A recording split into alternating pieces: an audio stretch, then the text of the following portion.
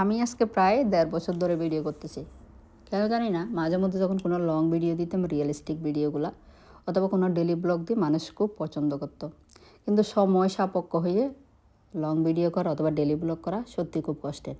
কিন্তু আমার কেন জানি না ডেইলি ব্লগ করার খুব শখ। মানুষের ভিডিও আমি দেখে আমার ভালো লাগে, তার মধ্যে নিজেরও কিন্তু ডেইলি ব্লগ করতে খুব ভালো লাগে। কিন্তু হয় না, বাট এখন থেকে চিন্তা করতেছি না, এখন থেকে আমার সবগুলা ভিডিও আমার ডেইলি ব্লগ হিসেবে পোস্ট হবে। আমি প্রতিদিন কী করি, আমার লাইফস্টাইল টুকিটাকি দিয়ে দিতে থাকবো। আমি কিন্তু ইদানিং প্রচুর ভালোবাসা পাচ্ছি আমার ডেইলি ব্লগ থেকে। বিশেষ করে আমার চট্টগ্রামের মানুষরা আমাকে ফলো করতেছে এবং সুন্দর সুন্দর কমেন্টও রেখে যাচ্ছে।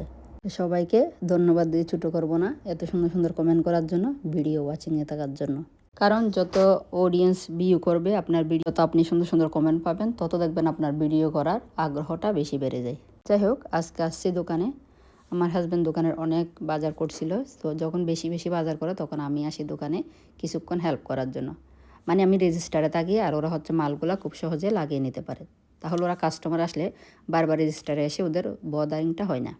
কিন্তু আমি আসা যেই না আসা সেম, কারণ এখন ওই অনেক দুষ্ট হয়ে গেছে। ও দোকানে আসলে সবাইকে ব্যস্ত রাখে, কারণ ও জানে এটা ওর বাবার দোকান, এইটা দাও ওইটা দাও সেইটা দাও, সারাক্ষণ সবাইকে ব্যস্ত করে রাখে, কাজ করতে দেয় না।